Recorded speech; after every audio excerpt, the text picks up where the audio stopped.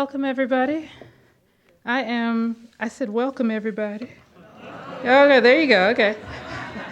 I do call and response. I like that. So it is my pleasure to welcome you here this afternoon to introduce an outstanding scholar and to launch a new school tradition. Before I start, let me just say, just kind of look around the room just for a moment. We had to put out 3 rows of chairs. I still have some people without a seat. What a wonderful turnout. Thank you so much for being here.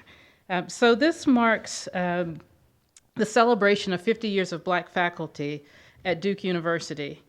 This was started in 1966 with Samuel Du Bois Cook, who joined the political science department. He was the first tenure-track Black faculty member, not just at Duke, but also in the South. This year, we also lost our beloved colleague, Ray Gavins, who was the longest serving Black faculty member, tenure-track Black faculty member, 47 years on the faculty at Duke in the Department of History, a distinguished scholar in his own right.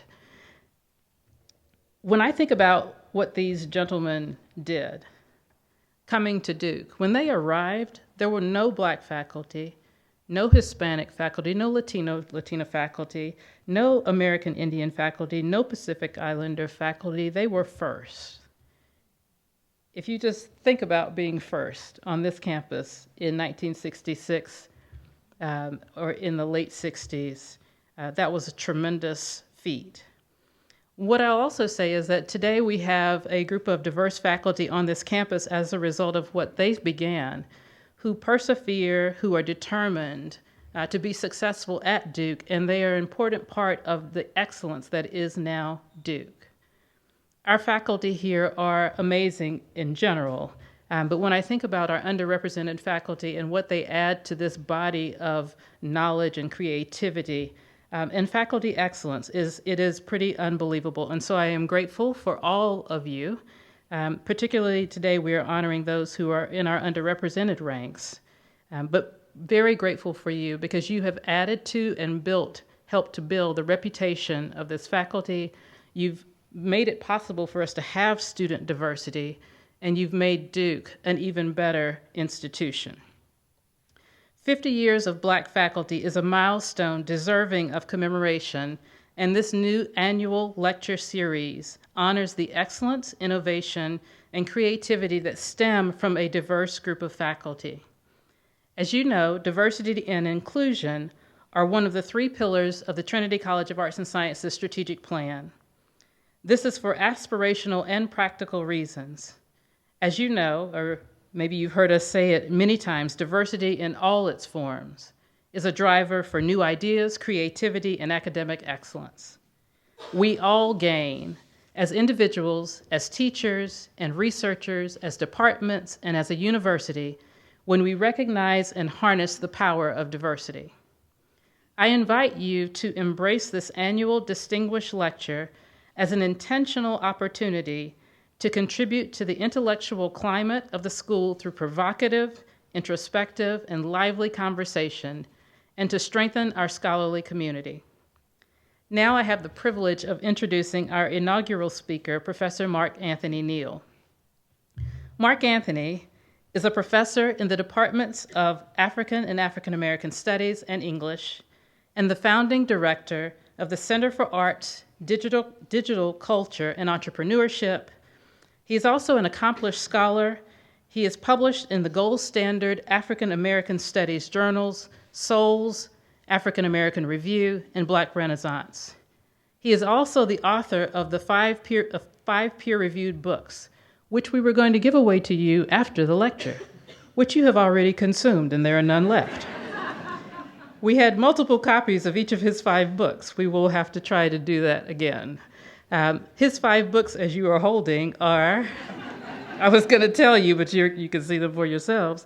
What the Music Said, Black Popular Music and Black Public Culture in 1999, Soul Babies, Black Popular Culture, and the Post-Soul Aesthetic, 2002, Looking for Leroy, Illegible Black Masculinities, 2013, and the 10th anniversary edition of Neal's New Black Man was published in February 2015 by Routledge.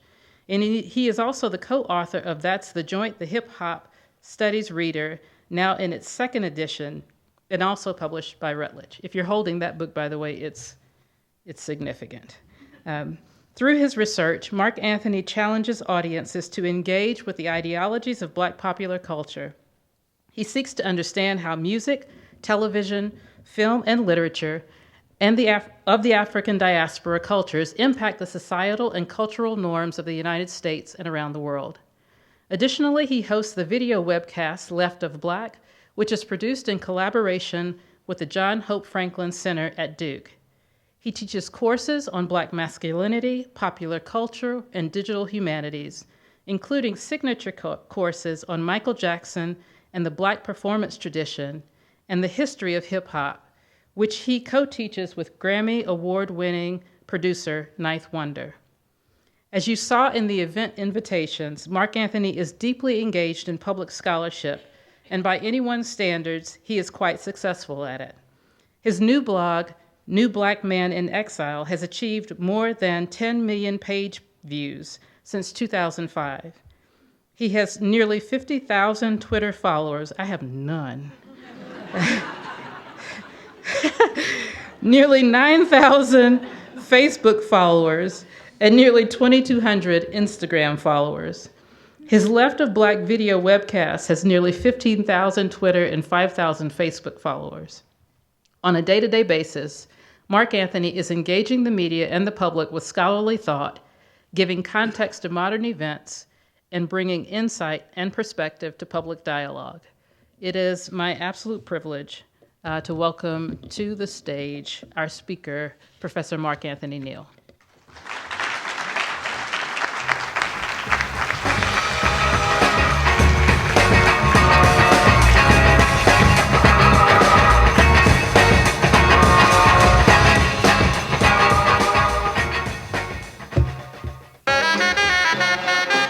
We gotta let this horn line go. Go ahead.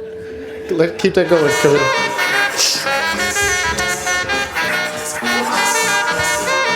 I reminisce. Yeah.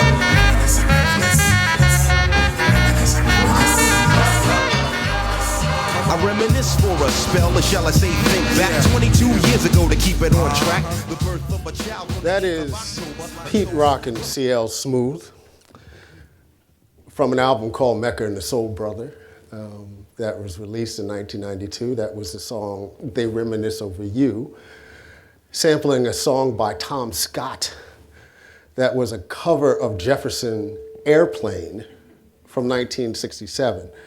And it's kind of the song that I think invokes the spirits in the way that I would like them to be invoked today. I'd like to start by thanking my dean, Dean Valerie Ashby, for the honor to address you today, to thank her team, particularly Casey Hamill. My department is here. The Volia, Rick, Anna Marie, Charlie, Michaeline. I'm having a brain freeze. No, I didn't forget Juanima. I had something special for Juanima. Lee Baker, who I first met virtually.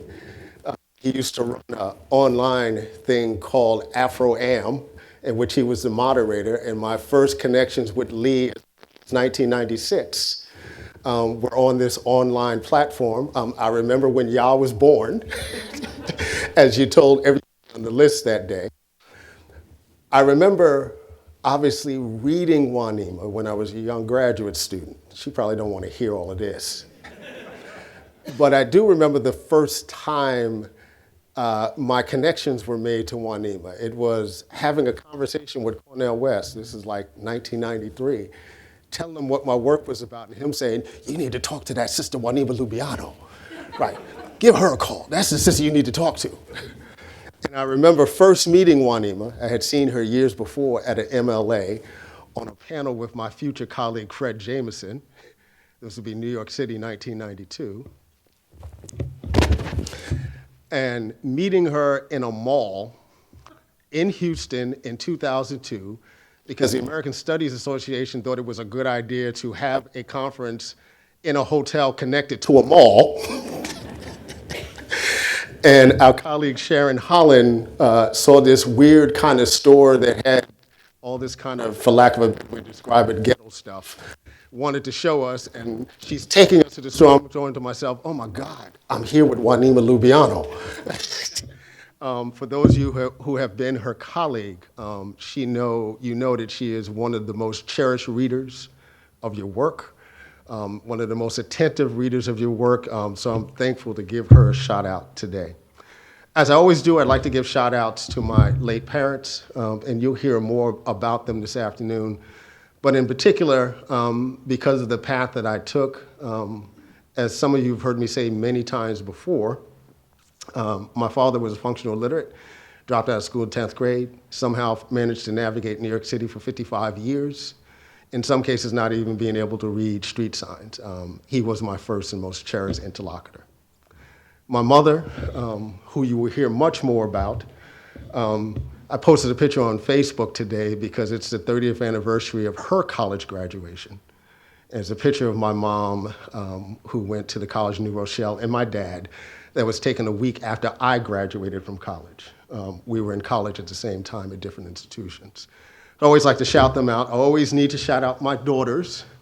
If you read any of my work, you know I spend a lot of time talking about them in introductions. Folks who have never met them feel as though they know them because they've read about them. In the introductions of books on Facebook. My oldest daughter, Misha, we're going to get her from Chi-Town on Friday. She's just completing her first year of college at the University of Illinois at Chicago, studying art history with a Duke alum, Lisa Yoon Lee, who chairs the department there that she's in, competitive swimmer, so she's also completed her first year of swimming at UIC. And my youngest daughter, who you will hear a little bit about, Camille, who is a 8th grader, and a rebel and a challenge, and keeps me alive and well. And my wife of 26 years, we'll be celebrating our 26th anniversary this July. We met as high school students at Brooklyn Technical High School in New York City in 1981. So we've known each other that long. She's actually serving jury duty now, or she would be here. I want to shout out Ninth Wonder, who is not here. He's busier than I am. Patrick and I first met at WUNC, Frank Stacio's show, 2005. And we had a very rich conversation about parenting in the 20th century, 21st century. We're both parents of daughters. So we talked about the odd looks that we get when we go to parent-teachers conferences, and folks seem to be shocked and surprised that black men walked into the room, more shocked and surprised when he describes himself as a hip-hop producer and somehow that doesn't connect to people. And then we had a very rich conversation about the song that you heard as I got started. It is both of our most favorite hip-hop songs, so we've been able to bond over that for the last 12 years, as well as teaching the signature class for the last 7. I have to acknowledge broadly my team, Camille Jackson, who holds it down, Micah English, who has been our intern this year.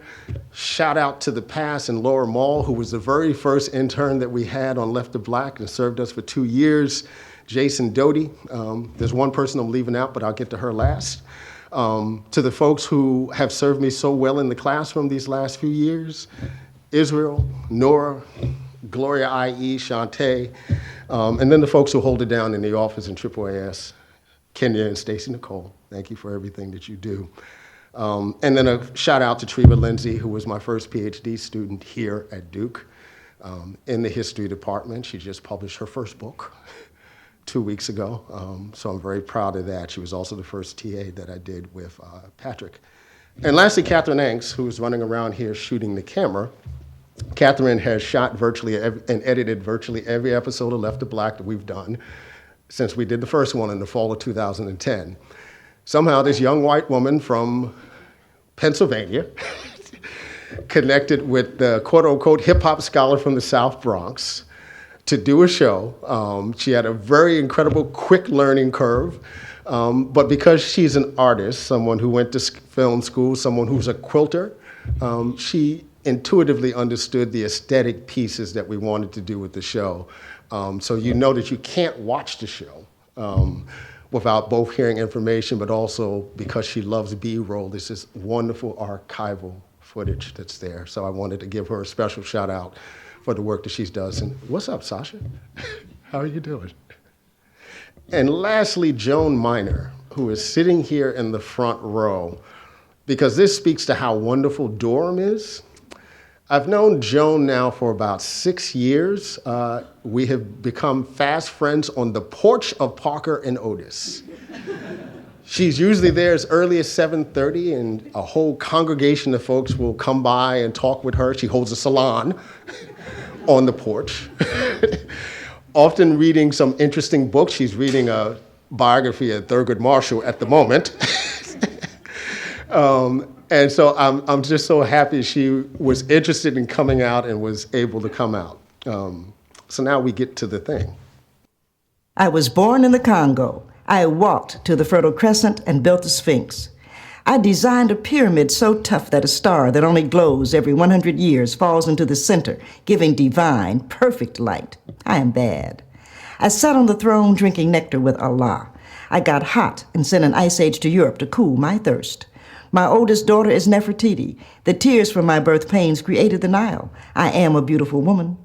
I gazed on the forest and burned out the Sahara Desert. With a packet of goat's meat and a change of clothes, I crossed it in 2 hours. I am a gazelle, so swift, you can't catch me. For a birthday present when he was 3, I gave my son, Hannibal, an elephant. He gave me Rome for Mother's Day. My strength flows ever on. My son Noah built Newark, and I stood proudly at the helm as we sailed on a soft summer day.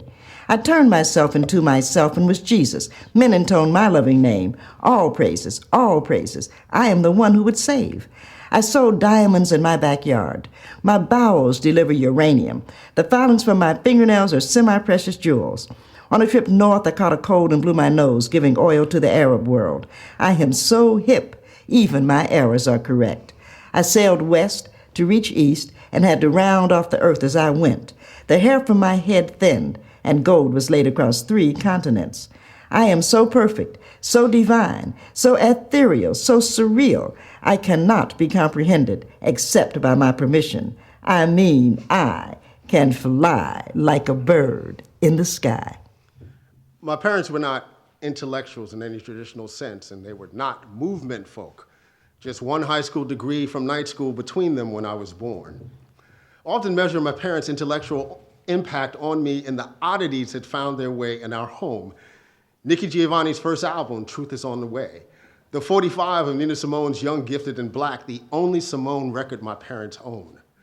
H. Rap Brown's memoir, Die Nigger Die, and most random of the oddities, an 8-track copy of Miriam Makeba's Keep Me in Mind. Admittedly, I was never inclined to ask either of my parents about some of the shit that was in our apartment. The series of small paintings that seemed to depict my Bronx neighborhood in the 19th century, the large owl clock, and at least at the time, the junior and adult volumes of the Britannica Encyclopedia. I still remember the day the white man came to the door selling what would become my analog search engine. I was initially drawn to Nikki Giovanni's Truth Is On The Way because of the babbling brown baby that adorns its cover. I at least had clues in what it held from my mother, a huge Aretha Franklin fan, who likely heard Giovanni's recorded version of Poem for Aretha. I remember those Nikki Giovanni poems, Great Pax Whitey, Nikki Rosa, Poem for a Lady of Leisure, now retired, and of course, Eagle Tripping. As easily I remember the gospel music standards that the New York Community Choir performed behind Giovanni. To this end, when I took my 12th grade New York State English Regents exam in 1983, and the exam requested that students analyze a poem, I chose Giovanni's Eagle Tripping, to the likely confusion of my instructors who had not taught Giovanni's work. And if I understood why my mother found value in Truth Is On The Way, I was also clear about the intent of Nina Simone's Young, Gifted, and Black. Before I could recognize the cultural stature of Simone, I could hear the stately nature of her presence in simply how she uttered to be young, gifted, and black. Years later, as an adult, while doing radio in Western New York, my wife would tease me for the way I uttered the word black on air during my program, Soul Expressions, me realizing that it was Nina Simone, whose music was prominently featured every Sunday morning, who taught me to say it that way. More tellingly, as part of the first cohorts that experienced the Head Start program, and the very cohort that Sesame Street was developed for, Young, Gifted, and Black was seemingly in every Black parent's parenting toolkit. There's really no way to truly index how powerful those 3 words sung by the regal Miss Simone were for a generation whose parents imagined so much for the futures of their children. When I began college in the early 1980s, I was immediately politicized on campus, courtesy of a fully engaged Black student union, which was led by a student from Buffalo who was in the midst of joining the Nation of Islam. He is now the head of the Nation, as so many lovingly refer to the organization in the city of Buffalo. But he introduced me to figures like Hakeem Mahmoudi, John Henry Clark, Sonia Sanchez, Nathan and Julia Hare, Kwame Ture, Amiri Baraka, Yosef Ben Jochannan, and Gil Noble, who all visited my campus. I went back to the small bookshelf in my parents' bedroom where I remembered that copy of H. Rap Brown's Die Nigger Die. The book was literally the only inkling that my parents ever provided that they were even aware of the Black Power movement. We never talked about the Black Panthers. We never talked about SNCC. We never talked about King, for that matter. And it was understandable. They were working class Black folks who were simply imagining the best future for their child. All they knew was the grind, hoping the grind would provide their son with opportunities they couldn't imagine for themselves, like private schooling at the local all-Black 7-day Adventist school. I met my best friend of 45 years in that school. We are godparents to each other's daughters, and it's in his Bronx apartment at age 13 that I met his cousin, who was Martin Luther King's speechwriter and a historian of some note, the late Vincent Harding. Ironically, it was that same small bookshelf in my parents' home where I would later find my mother's copy of Angela Davis's Woman, Race, and Class, the product of her own grind in the 1980s, earning her college degree at the College of New Rochelle's Bronx campus in Co-op City, a degree that was subsidized by District Council 37, Local 372, one of the largest municipal unions in New York City. My mother's copy of Woman, Race, and Class, which I liberated from her shelf during my graduate years working with Alexis DeVoe, and later gifted to Joan Morgan, the hand-picked BFF my mother chose for me when I was a child, who is now known as the mother of hip-hop feminism. It remains one of my most treasured connections to a woman who never made it easy to be connected. Tellingly, her ownership of the book, her own signature in the opening pages to mark ownership, tells me more about my mother than she ever told me. I was in college learning about anti-colonial movements courtesy of Professor Joe Gallagher, the white professor who taught the only African history course at my institution. It was there I was introduced to Patrice Lumumba. And yet when I heard the name, I immediately remembered the rhythms of the song that my mother played when I was a child. Unlike the books I could liberate, my mother's copy of Makiba's Keep Me in Mind was unplayable. It was an 8-track, long out of print. It would be well into my adulthood when I would finally rip a copy of the song. And again, there was no clue as to why that album found its way into my parents' collection. To be sure, there were other more regular, if you will, artifacts of my parents that fed a young Black child's imagination, including the bevy of Al Green and Luther Ingram records that were on regular rotation, the Essence magazines where I first encountered Audre Lorde, James Baldwin, and Alexis DeVoe, who would later become my graduate advisor. Having spent a lifetime bearing witness to my mother's impulsive buying habits, I can't be sure that these oddities were the byproduct of that impulsiveness or something more intentional. Nevertheless, for a Black boy born in the South Bronx, these oddities provided important connections and landscapes for a budding scholar's imagination that were as important as any gleaned from the public square or in the narrow rows of the E185 section of the campus library.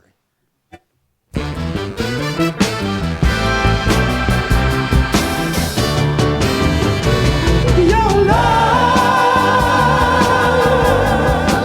means so much to me, girl, and your kiss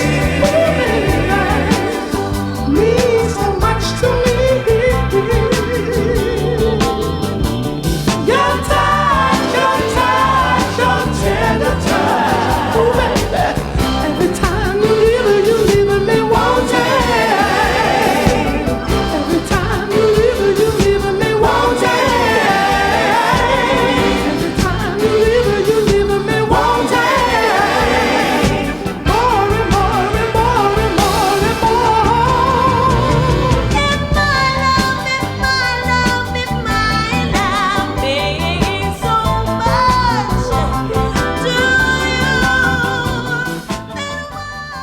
before Black Twitter. That it was another time and place is hardly the matter. It was my world, a 2-mile radius that would take you from 168th Street and 3rd Avenue, Forest Avenue and 166th Street, that intersection of Boston Road, we never called it Boston Post Road in the Bronx and 168th Street, and St. John's Church on Fulton Avenue where that Head Start was housed. If 1231 Fulton Avenue, nestled between 168th and 169th Streets and across the street from Bronx Lebanon Hospital, was the epicenter of my life, the stoop at that address was the epicenter of that residence. Years before I knew who Jürgen Habermas was, or was introduced to the concept of a black public sphere, or could wrap my head around a global black diaspora connected across a micro-blogging platform called Twitter, the very spirit of Black Twitter could be found on that stoop in front of 1231 Fulton Avenue and many such stoops across America. The stoop in its country, though not necessarily Southern cousin, the porch, has evoked recently in 2 museum projects, such as the planned expansion of the Studio Museum in Harlem, and of course the National Museum of African American History and Culture, which opened in Washington, D.C. last fall.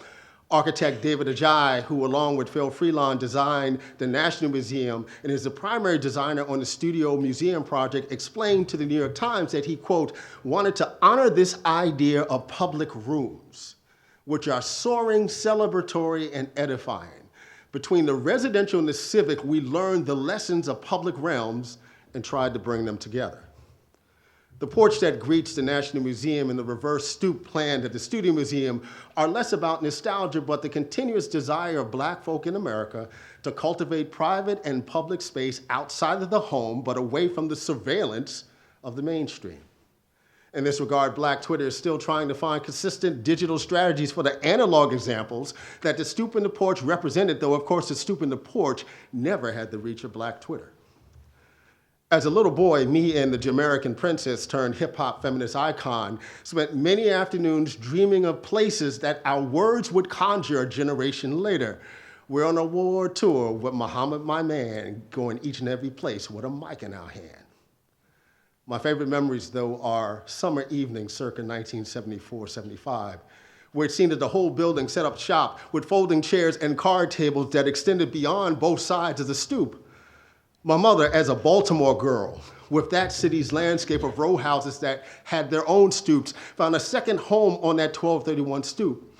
We'd often wait outside until my father got home, usually after 10 o'clock from his short order cook gig in Brooklyn, usually bearing treats. The Orange Hostess cupcakes for me, a pack of Winston's for my mom from the bodega down the street.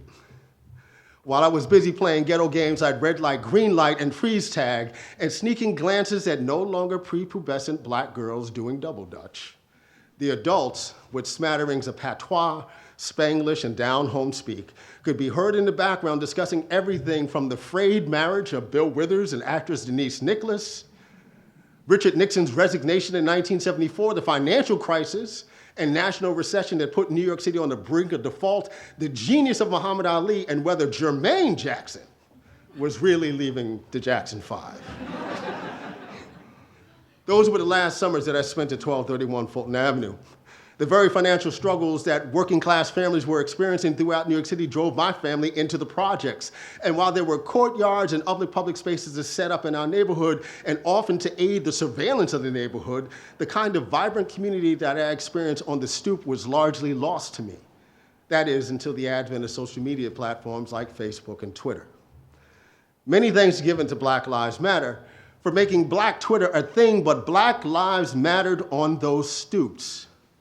A reminder, perhaps, that even if the technology might be brand new, our humanity and our connection to it ain't.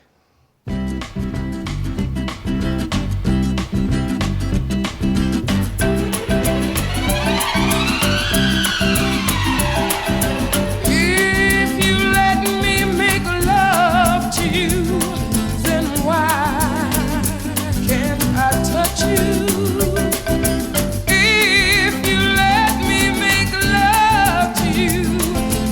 Why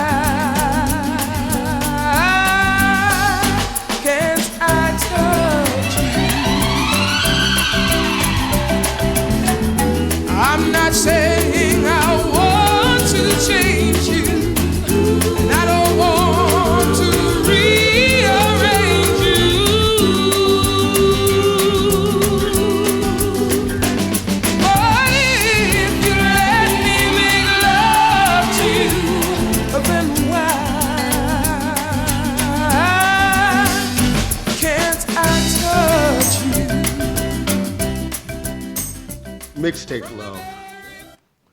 I guess even back then I knew that couldn't nobody mess with my mixtape game. Perhaps a minor fact clearly born out of the fact that a brother knew it was the only game he had. Too nerdy, too square, too safe, too mama's boy, and perhaps too shy. Confessions from a boy who was always more archivist than player pimp. The joy of my adulthood is that I get to play in the archive. We'll talk some major shit. The data has spent quiet, intimate, sensual times up in those stacks. And it was the procuring of those sonic archives that was a young teen's passion. As a Bronx kid in the late 1970s, many of my peers were digging in crates looking for obscure break beats. Yet the first cassette tapes that I owned were mostly used to capture snippets of music on New York City's pop radio stations like WABC, WXLO, and WCBS-FM with its oldies format. To this day, I can break out into a stirring rendition of Ambrosia's that "How Much I Feel." Yeah. While many of my homies were bumping Grandmaster Flash and the Furious Five, the Sugar Hill Gang, Curtis Blow, and the Crash Crew on first-generation boomboxes, I was cultivating a world of romantic sonic interiority, very closely guarded and highly curated mixtapes. The day that I got outed for my taste in pop top 40 love pablum was the day that I had to switch my shit up. Sitting in class listening on a first-generation Walkman knockoff to Ronnie Dyson's "If You Let Me Make Love to You, Why Can't I Love You," when some little gal felt compelled to grab my headphones and check what a brother was listening to. To be fair, Ronnie Dyson remains a favorite, one of the purest pop soul voices of the 1970s, right alongside the late Cuba Gooding Jr., Natalie Cole, and a teenage Michael Jackson. But "Why Can't I Love You" sounds like a bunch of white folks listening to a black guy around the campfire in one of them Frankie Avalon movies from the 1960s. He ain't getting the girl or boy, and he's singing for his dinner. The new sonic archive that I mined and mixed was my mother's. My dad's archive would figure much later. My mother, who loved Alaga-style Southern soul, where Al Green was an obvious fixture, but where Dorothy Moore and Luther Ingram were also clear favorites. For many, Moore is a one-hit wonder who nearly topped the pop charts in 1976 with the ballad Misty Blue, but the joint that stuck to me then and still now was the long-forgotten ballad called "I Believe You." Ingram, like Moore, had his own moment of pop stardom with the ballad "If Loving You Is Wrong, I Don't Want to Do Right." And while the song got regular spins on my father's Fisher stereo, my mother's archive was primarily on 8 tracks, it was those album cuts that stayed with me for years. Ingram's "I'll Love You Until the End" was the soundtrack of every little brown gal that gave me a rise until I was 15. And let me be clear, before I had any idea who Mr. Vandross was, Luther Ingram was the only Luther that mattered. As Michael Jackson taught me late in 1979 with "She's Out of My Life," sometimes a little heartbreak can get a brother focused. I can't remember what little gal it was that broke my heart or I imagined would break my heart, but I knew that I was never going to be that dude. That dude was Teddy Pendergrass, who became my mother's go-to soul singer when Al Green gave up the flesh for the sacred word. My text of choice, side B of Teddy Pendergrass's "Life is a Song Worth Singing," with the suite of "Close the Door," "It Don't Hurt Now," which still moves a brother in a certain kind of way, and "When Somebody Loves You Back." I was 15, and what Pendergrass represented for me was the symbol of the alpha male, which I already knew I was never going to be. This was alongside his clear expressions of vulnerability, articulated most powerfully in the limits of his voice, which cracked and creaked.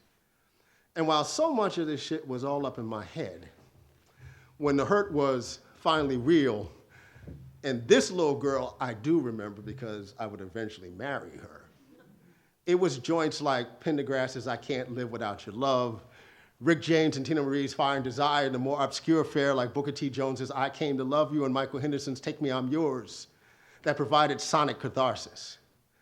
What I found myself committing to those mixtapes as I transitioned from high school to college was the most complex version of myself.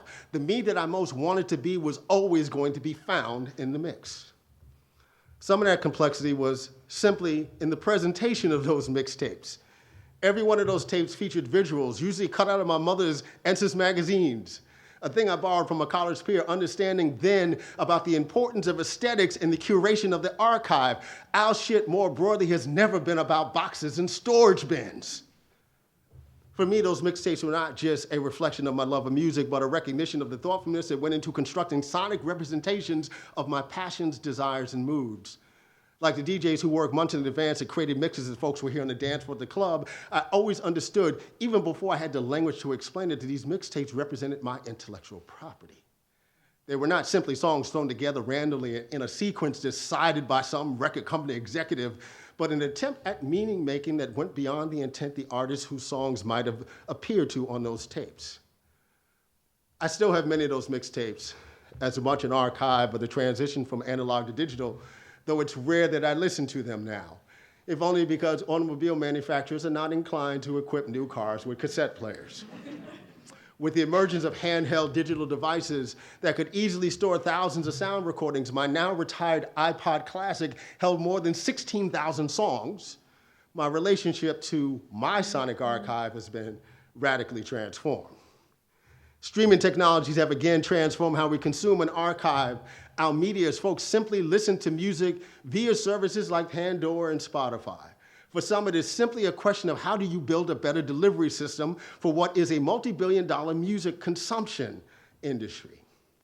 Despite these innovations to the delivery system, I am still devoted as ever to crafting playlists, as I did when I was a teen, resisting using streaming music services despite the unprecedented access they offer to music archives until fairly recently. My devotion to the analog in this instance is less the unwillingness to embrace the future, but remembering how much of myself I put into those mixtapes 30 years ago, and how much those mixtapes helped me recognize the man that I wanted to be in the world. Oh, Lord, hear me. Hey. Lord, please send her to me. It's coming, it's coming, it's coming. Lord, please send her to me. Ladies and gentlemen, this time around, the revolution will not be televised. Woo! As we proceed to give you what you need. Oh, 9 brother. Get it live, brother. Ladies and gentlemen of the court. And the hearing against State of Hip Hop versus Electronic. I present Exhibit C. When I was sleeping on the train, sleeping on Mesereau Lab out in the rain, without even a single slice of pizza to my name. Too proud to beg for change, mastering the pain. When New York niggas was calling Southern rappers lame, but then Jack and I slang. I used to get dizzy spells, hear a little ring, the voice of an angel telling me my name, telling me that one day I'ma be a great man, transforming with the Megatron dawn, spitting out flames, eating whack rappers alive, shitting out chains. I ain't believe it then, nigga, I was homeless, fighting, shooting dice, smoking weed on the corners, trying to find the meaning of life in the corona, till the 5%ers rolled up on the nigga and informed them.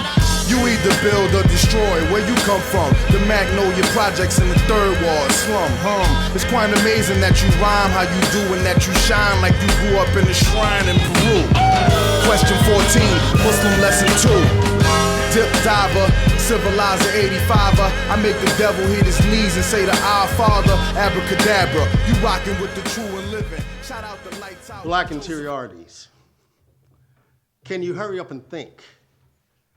And such seems the demand for the intellectual committed to deep thinking and intricate moves of this post-structuralist kind in a world where things like mortgages, car notes, 401ks, prep school applications, and the next episode of The Real Housewives of Atlanta seem motivation to do everything but deep thinking.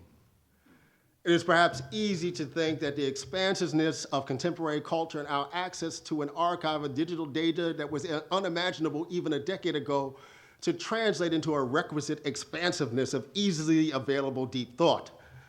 I'm not always quite sure when so much cultural criticism masquerades as little more than lowbrow film and music reviews with the thesaurus-sized words that say very little about aesthetics, politics, and modes of production. I stand accused. I'm as guilty as any in this endeavor. The reality is that there's so little available space and time for deep thought and even deeper explication of ideas in the world that has little value for either. Hurry up and think, hurry up and talk, hurry up and write seems to be the definitive mode of expression. And I would argue for the geniuses whose shoulders every one of us hopes to claim that we stand on, there was little choice but to find the space and place for deep thought because it was literally a matter of life and death. I am reminded, as always, of Fred Moten's description of Harriet Jacobs writing at irregular intervals against the specter of anti-abolitionist discipline and surveillance. Escape to freedom? More like an escape to my own damn mind, Jacobs might have been desiring to say. Recalling the late Sekou Sundiata's notion that we were dreamed by some slaves just trying to find the freedom to climb into their own imagination, the little things we take for granted. Recalling yet another, this time bluesman Albert King and his own recollection of something that Ivy Jo Hunter once said, "When I lost my baby, I almost lost my mind." Because to lose your mind is something like death. And even your roundaway rapper understands this, ordering thoughts on scribblings, no doubt on an Android device, bought and paid for by illicit moments on subways, at bus stops, in tenement vestibules, and during break time at McDonald's. I think Harriet Jacobs has quite a bit to teach us about the 21st century Negrogentia. On the run, as Moten might again say in response to any query about what animates black art, or as Moten did say, black art stages it, performs it by way of things breaking and entering and exiting the exclusionary frame of putatively ennobling, quickling representations to which they are submitted. Like those down-home spirituals of old who in making a way of a no way had to think themselves free. But freedom and escape from what? For Jacobs, freedom was a crawl space underneath the house. And some might ask, what kind of freedom is that? It is, as Moten might say, or rather did say, the lawless freedom of the imagination. And perhaps we've been a little too literal about this thing called freedom. If being on the run doesn't allow us to be one with our minds, the ultimate feedback loop as being in conversation with your own mind beyond the demands to hurry up and think like one might have to if always on the run. So escape and the resistance to fugitivity might fuel a few lasting and even timeless expressions in the church of blackness, but never without the chance to engage our own minds, where we can still, even in captivity, imagine a freedom intellectually, mentally, philosophically, and spiritually that we can scribble on the walls of crawl spaces, be they Facebook, Tumblr, or even Black Twitter, and more than a few words about that in a bit.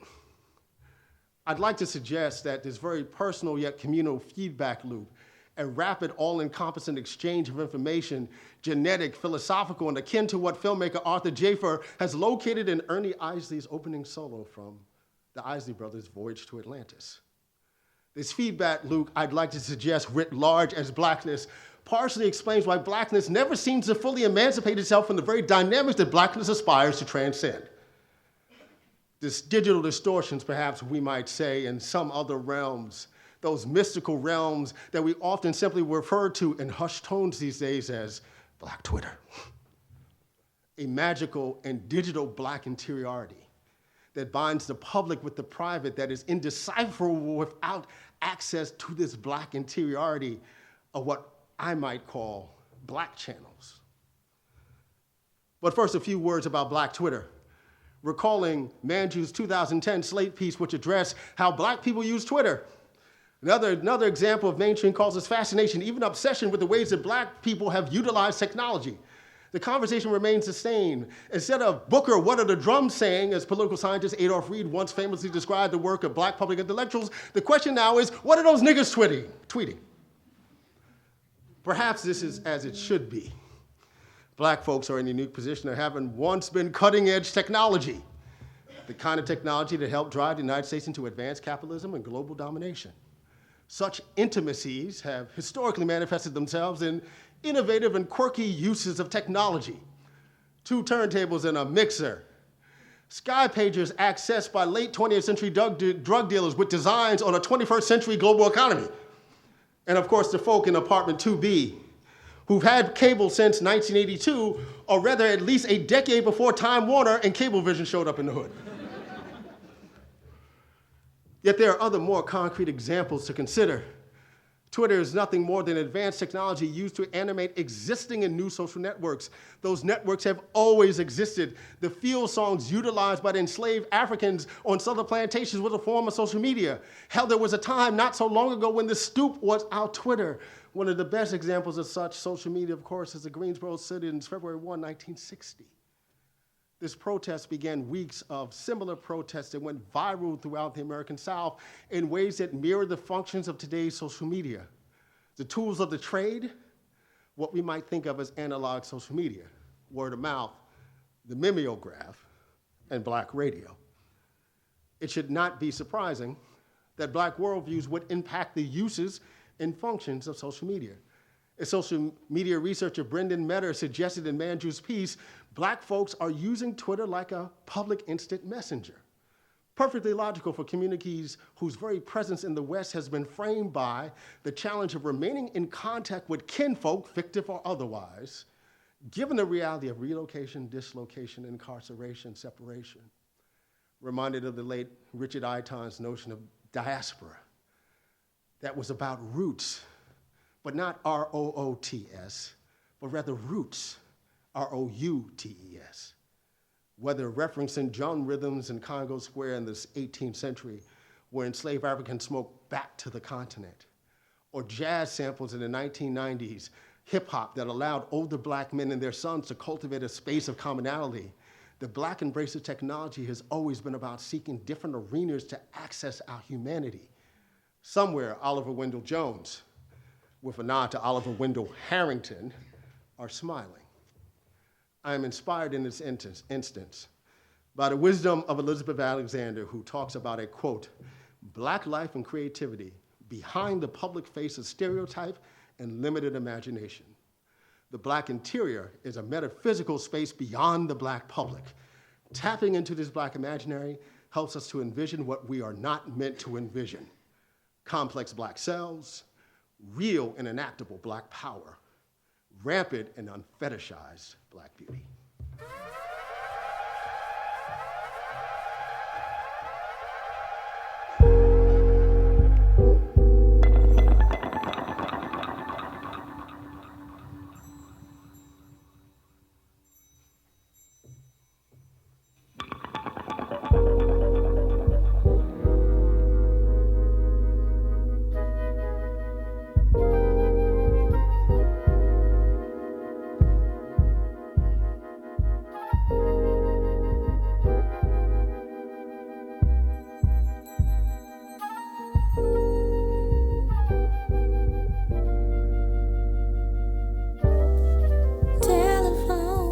Big-ass name you gave me.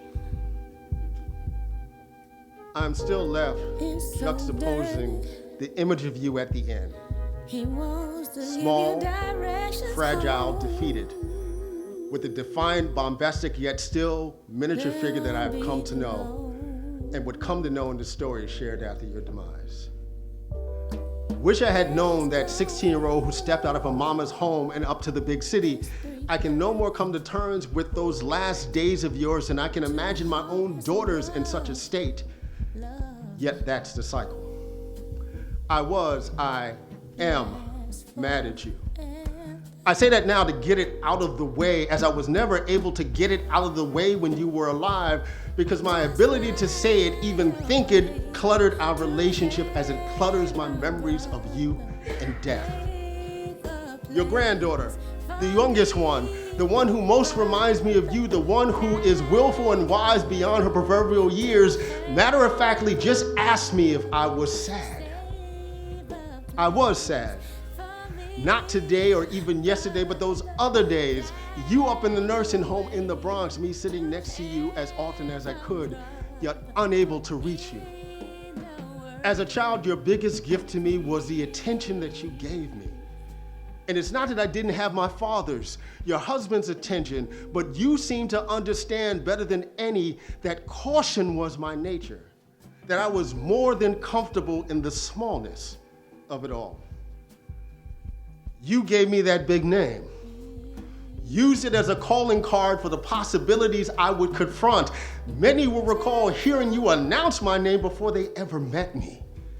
Whatever Mark Anthony Neal is in the world, you imagined that for me, even if you had no idea what that would look like. The name was always bigger than I wanted to be, yet that was you. Your fear of not being heard, of not being seen, for real dark-skinned black girl anxieties that manifested itself in so many unhealthy ways. The fear of not being taken seriously. If the world was not gonna take you seriously, they were for damn sure gonna take your baby boy seriously with that big ass name that you gave him. Made him own it as a child. In the end, I now realize that I never felt invisible or silenced because I always knew that you had my back, even when you tore into it.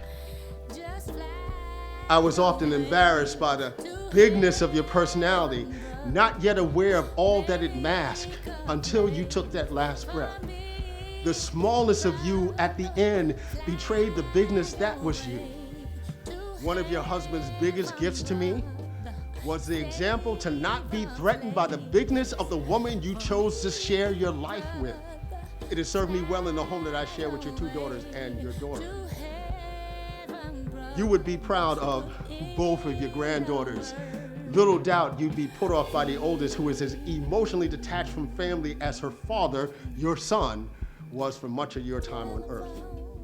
She too is ambitious and focused and particularly adept at masking the hurts, slights, the invisibility born of her real dark-skinned black girl anxieties that she will never publicly claim because that's not her way.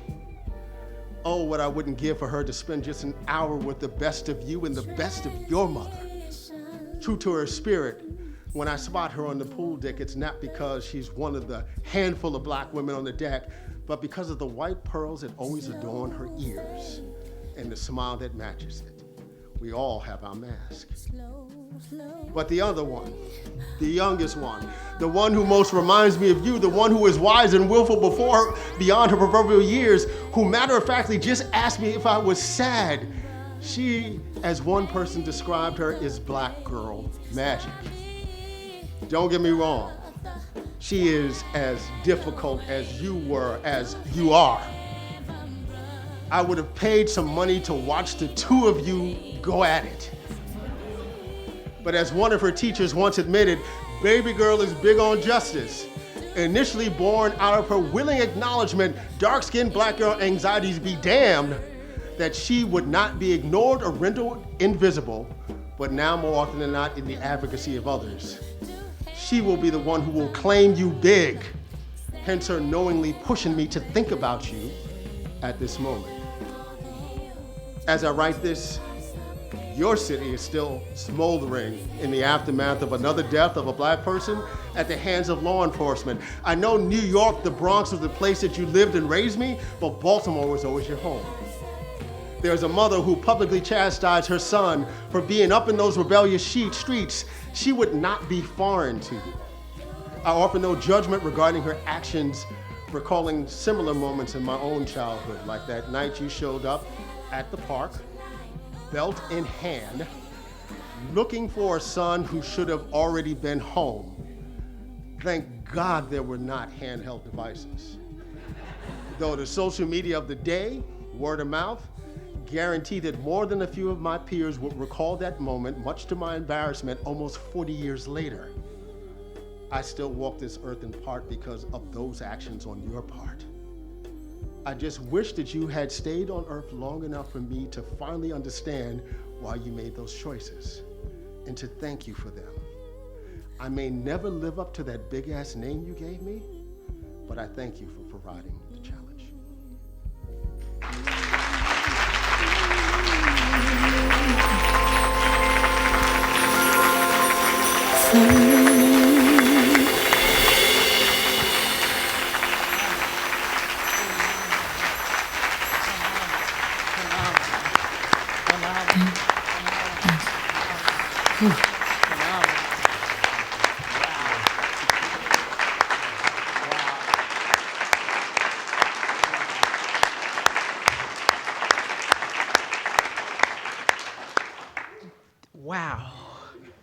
feel like I have been to church. I've been to school. Wow, that was amazing. Thank you. You have truly set the bar high for what we plan in the future years for this lecture. Wow, incredible. So there's nothing more to say here. So this is almost like now you can go to repass, and those of you, some of you know what repass is. So there is a reception down the hall where you can further talk with Mark Anthony, but also I would have been sharing books with you at this time, but you have partaking of the books already. I can't tell you thank you enough, and I hope for all of you who are attending, this is just really a moment to acknowledge that Black faculty have been on this campus for 50 years, and aren't we glad about it? So.